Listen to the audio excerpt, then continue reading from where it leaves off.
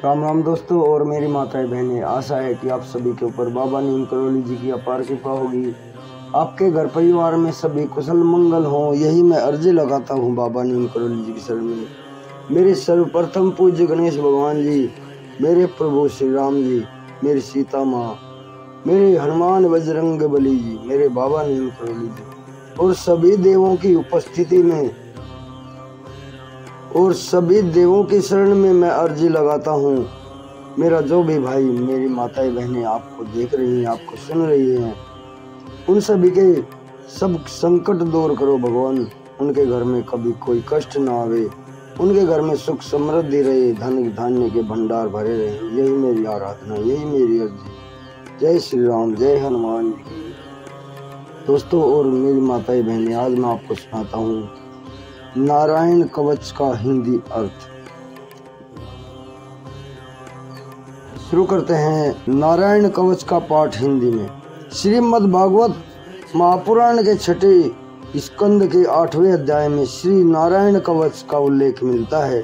किसी भी विषम परिस्थिति में अगर कोई जातक श्री नारायण कवच को धारण कर लेता है तो स्वयं भगवान श्री हरि विष्णु उसकी हर प्रकार के शत्रुओं से उसकी रक्षा करते हैं। अगर आप संस्कृत में नारायण कवच का पाठ नहीं कर पा रहे हैं तो आप इसे हिंदी में भी पढ़ सकते हैं। तो चलिए अब हम आपको श्री नारायण कवच का पाठ हिंदी में कराते हैं। अथ श्री नारायण कवचे राजोवाच। राजा परीक्षित ने पूछा, भगवान, देवराज इंद्र ने जिससे सुरक्षित होकर शत्रुओं की चतुरंगिनी सेना पर खेल खेल में अनायास ही विजय प्राप्त कर ली, त्रिलोकी की राज लक्ष्मी का उपभोग किया, आप उस नारायण कवच को मुझे सुनाए। उन्होंने किस प्रकार सुरक्षित होकर रणभूमि में आक्रमणकारी शत्रुओं पर विजय प्राप्त की। श्री सुखदेव जी ने कहा, परीक्षित, जब देवताओं ने विश्व रूप को अपना पुरोहित बना लिया तब देवराज इंद्र के प्रश्नों के विश्व रूप ने उन्हें नारायण कवच का उपदेश दिया। तुम अपने चित्त को एकाग्र करके उसका श्रवण करो। विश्व रूप ने कहा, देवराज इंद्र, भय का अवसर आने पर नारायण कवच को धारण कर अपने शरीर को सुरक्षित कर लेना चाहिए। उसकी विधि यह है कि सबसे पहले हाथ पैर धोकर आचमन करें, तत्पश्चात हाथ में कुश की पवित्री धारण कर उत्तर दिशा में मुंह करके बैठ जाएं। इसके बाद कवच धारण करने के बाद और कुछ न बोलने का निश्चय करें और पवित्रता से ओम नमो नारायणा यह और ओम नमो भगवते वासुदेवाय इन मंत्रों के द्वारा हृदयादि अंगन्यास तथा अंगुष्ठादि करन्यास करें। पहले ओम नमो नारायणाय इस अष्टाक्षर मंत्र के ओम आदि 8 अक्षरों को क्रम से पैरों, घुटनों, जांघों, पेट, हृदय, वक्ष स्थल, मुख और सिर में न्यास करें अथवा पूर्वोक्त मंत्र के यकार से लेकर ओम कार पर्यंत 8 अक्षरों का सिर से आरंभ करके उन्हीं 8 अंगों में विपरीत क्रम से न्यास करें। तत्पश्चात ओम नमो भगवते वासुदेव इस द्वादशाक्षर मंत्र के ओम आदि 12 अक्षरों की दाईं तर्जनी से बाईं तर्जनी तक दोनों हाथ की 8 उंगलियों और दोनों अंगूठों की 2-2 गांठों में न्यास करें। इसके बाद ओम विष्णवे नमः इस मंत्र के पहले अक्षर ओम का हृदय में, वी का ब्रह्मरंध्र में, से का दोनों भौहों के बीच में और अण का शिखा में और वे का दोनों आंखों में और न का शरीर की सब जोड़ों में न्यास करें।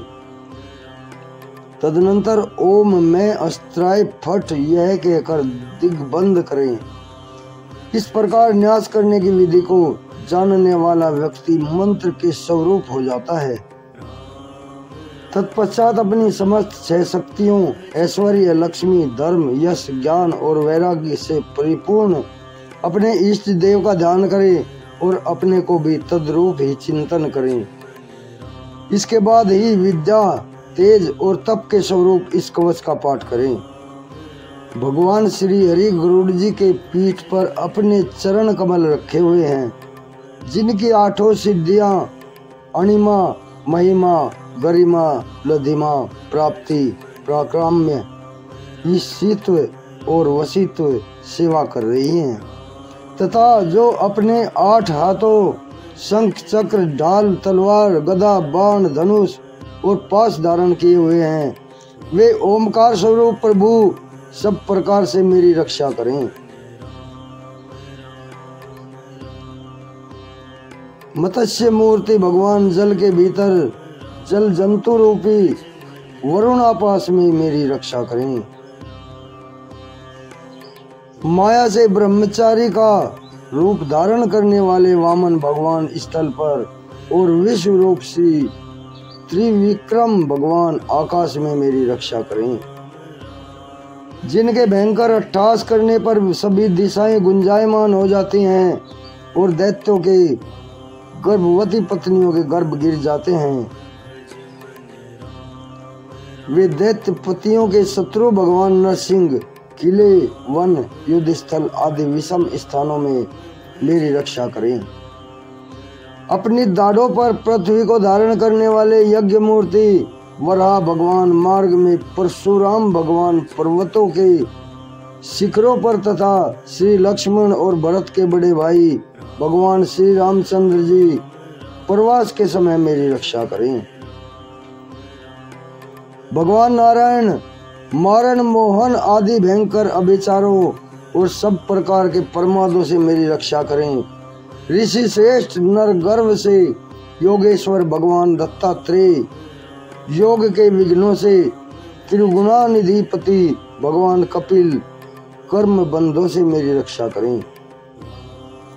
परम ऋषि सनत कुमार कामदेव से भगवान हैग्रीव मार्ग से गुजरते समय देव मूर्तियों को नमस्कार आदि न करने के अपराध से, देव ऋषि नारद देव पूजा के समय संभावित सेवा पर अपराधों से और भगवान कच्छप सभी तरह के नरकों से मेरी रक्षा करें। भगवान धन्वंतरी कुपथ्य अर्थात स्वास्थ्य को हानि पहुंचाने वाले आहार से, जितेंद्रिय भगवान ऋषभ देव सुख दुख आदि भयानक द्वंद्वों से, यज्ञ भगवान लोकापवाद से, भगवान बलराम मनुष्यों के द्वारा दिए गए कष्टों से और श्री शेष जी क्रोधवश नामक सर्पों से और गण से मेरी रक्षा करें। महर्षि वेद व्यास जी अज्ञान से तथा बुद्ध देव पाखंडियों के द्वारा फैलाए गए प्रमाद से मेरी रक्षा करें। महर्षि वेद व्यास जी अज्ञान से तथा बुद्ध देव पाखंडियों द्वारा फैलाए गए प्रमाद से मेरी रक्षा करें। धर्म की रक्षा हेतु महान अवतार धारण करने वाले भगवान कल की पाप बहुल कलयुग के दोषों से मेरी रक्षा करें। प्रातःकाल भगवान केशव अपनी गदा से दिन के दूसरे भाग चढ़ जाने पर भगवान गोविंद अपनी बांसुरी लेकर, दिन के तीसरे भाग दोपहर के पहले भगवान नारायण अपनी तीक्ष्ण शक्ति लेकर तथा दिन के चौथे भाग मध्यकाल को भगवान विष्णु चक्रराज सुदर्शन लेकर मेरी रक्षा करें। दिन के 5वें भाग अपराह्न काल में अपना प्रचंड धनुष लेकर भगवान मधुसूदन मेरी रक्षा करें। 6ठे भाग सायकाल में ब्रह्मा आदि त्रिमूर्तिधारी माधव रात के समय 6 भागों में प्रथम भाग प्रदोष काल में हरिकेश और रात के दूसरे भाग अर्धरात्रि के पूर्व तथा अर्धरात्रि के समय अकेले भगवान पद्मनाभ मेरी रक्षा करें। रात्रि के चौथे भाग पिछले प्रहर में श्री वत्सल लांछन श्री हरि, रात में 5वें भाग उषा काल में खड्गधारी भगवान जनार्दन, रात के 6ठे भाग सूर्योदय से पूर्व श्री दामोदर और संपूर्ण संध्याओं में काल मूर्ति भगवान विश्वेश्वरी मेरी रक्षा करें। हे सुदर्शन, आपका आकार चक्र की तरह है, आपके किनारे का भाग प्रलयकालीन है, अग्नि की तरह अति तीव्र है। आप भगवान की प्रेरणा से तब सब ओर से भ्रमण करते रहते हैं, जैसे आग वायु की सहायता से सूखे घास को फूंक डालती है, जला डालती है, वैसे ही आप हमारी शत्रु सेना को शीघ्र से शीघ्र जला दीजिए, जला दीजिए। हे कोमोद की गदा, आपसे छूटने वाली चिंगारियों का स्पर्श वज्र के समान असहाय है। हे भगवान, अंजित की प्रिय मैं आपका सेवक हूँ, इसलिए आप कूष्मांड, विनायक, यक्ष, राक्षस, भूत आदि प्रेत आदि ग्रहों को अभी कुचल डालिए और मेरे शत्रुओं को चूर चूर कर दीजिए। हे संश्रेष्ठ, आप भगवान श्री कृष्ण के फूंकने मात्र से भयानक नाद करके मेरे शत्रुओं का दिल दहला दीजिए एवं यातुधान, प्रथम प्रेत मात्र का पिशाच तथा ब्रह्म राक्षस आदि भयंकर प्राणियों को यहाँ से शीघ्र दूर कीजिए। हे भगवान की खड्ग श्रेष्ठ नंदक, आपकी धार बहुत तीक्ष्ण है, आप ईश्वर की प्रेरणा से मेरे शत्रुओं को छिन्न भिन्न कर दीजिए। भगवान की प्यारी ढाल, आप में सैकड़ों चंद्राकार मंडल हैं, आप पाप की दृष्टि रखने वाले मेरे शत्रुओं के नेत्रों को बंद कर उन्हें सदा के लिए अंधा बना दीजिए। ग्रहों, धूमकेतु आदि केतुओं, दुष्ट मनुष्यों, सरीसृप जीवों, दाढ़ों वाले हिंसक पशुओं, भूत प्रेतों तथा पापी प्राणियों से हमें जो भय हो और जो हमारे शुभ के विरोधी हों, वे सभी भगवान के नाम, रूप तथा आयुधों का कीर्तन करने से तत्काल नष्ट हो जाएं। बृहद, रथंतर आदि सामवेद के स्त्रोतों से जिनकी स्तुति की जाती है, वे वेद मूर्ति भगवान गरुड़ और विश्वक्सेन जी अपने नाम के उच्चारण मात्र के प्रभाव से हमें सब प्रकार की विपत्तियों से रक्षा करें।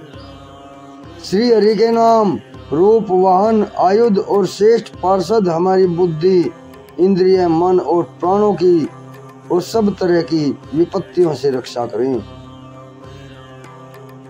जितना भी कार्य अथवा कारण रूप जगत है, वह वास्तव में भगवान ही है। इस सत्य के प्रभाव से हमारे सारे पाप नष्ट हो जाएं।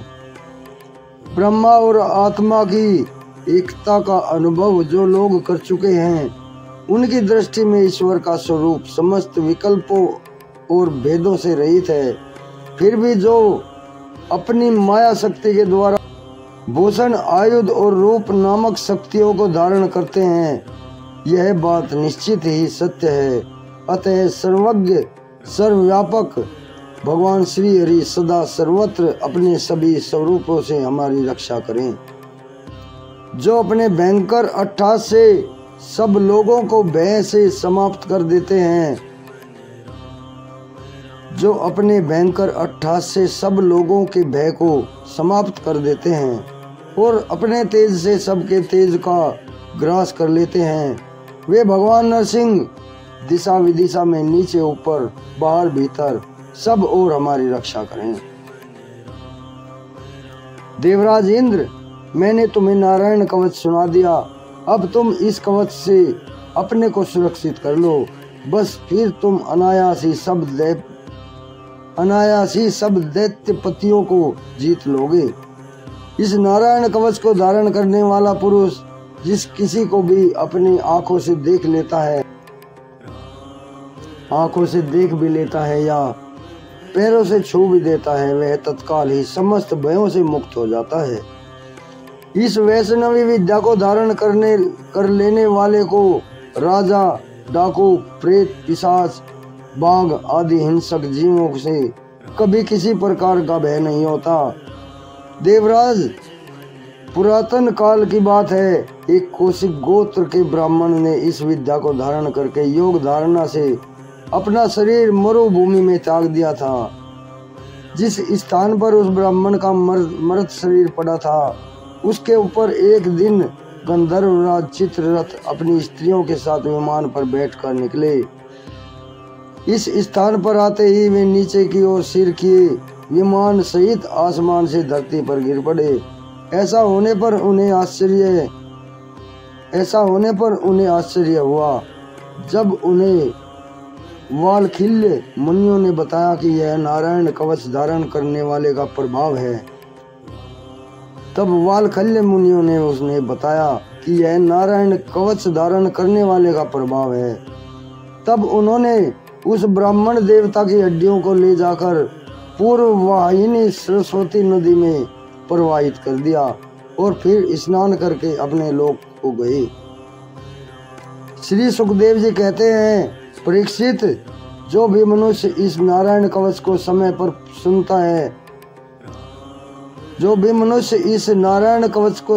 सुनता है और जो आदर पूर्वक इसे धारण करता है, उसके समक्ष सभी प्राणी आदर से अपना सर झुकाते हैं और वह सब प्रकार के भयों से मुक्त हो जाता है।